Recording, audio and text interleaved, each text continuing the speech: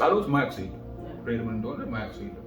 ለምን እኛ ሀገር ይጸዳል ምናምን፣ ግን ኪዎችን ነው የምንሰጣቸው እና በጣም ይሄ በኪንግደም ላይት ኤንድ ቮይስ ያለበት ሪዝን ኪንግደም አውስ ላይ በኪንግደም ሜንታሊቲ መሆን ያለበት እና ቅድም እያወራ ልሳን ምንድን ነው የኪንግደም ምንድን ቋንቋ ነው አሁን ያለ የገባንበት ሀገር የመንፈሳዊ ወይም እግዚአብሔር ዓለም የግብያው ቋንቋ እና ለዛ ነው ከጨለማው መንግስት ወደ ፍቅሩ ልጅ መንግስት አፈለሰን። ስለዚህ አሁን ኪንግደም ቀይረን፣ ስለዚህ ኪንግደም ከቀየረ ኪንግደሙ እንዴት ነው ኦፕሬት የሚያደርገው?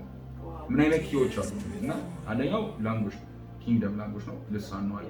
ሁለተኛው ደግሞ ምን የሚያደርግ የእግዚአብሔር ቃል ነው እና ቀደም በጣም እየተነካው ነበርና የእግዚአብሔር ቃል ማለት ኮንስቲቱሽን ህገ መንግስት ነው፣ የመንግስቱ መተዳደሪያ ነው። እና ለምሳሌ እኔ መንግስት ህጉን ሳላቅ ኮንስቲቱሽኑን ሳላቅ ራይቴ ልጠይቃቸው እንዲደረግልኝ ማለት ነው። እንዲህ ተብሎ በአንቀጽ እንዲህ ተብሎ ተጽፏል እና ስለዚህ መብት ይጠበቅልኝ ብዬ ጥያቄ አቀርባለሁ። ህጉ ላይ ከተጻፈ ይደረግልኝ ራይቴ ስለሆነ ሲቲዝን ስለሆንኩ ማለት ነው፣ የመንግስቱ ዜጋ ስለሆንኩ ማለት ነው። የእግዚአብሔር መንግስትም የእግዚአብሔር ቃል ኮንስቲቱሽን እንዲህ ተብሎ ተጽፏል እና ይገባኛል፣ ልጅ ነኝ፣ እዚህ መንግስት ውስጥ ገብቻለሁ ስል እንደ እግዚአብሔር ቃል የምንጠይቀውን ሁሉ እንቀበላለን ስለሚል ይሰጠናል እና ቀረንታችን።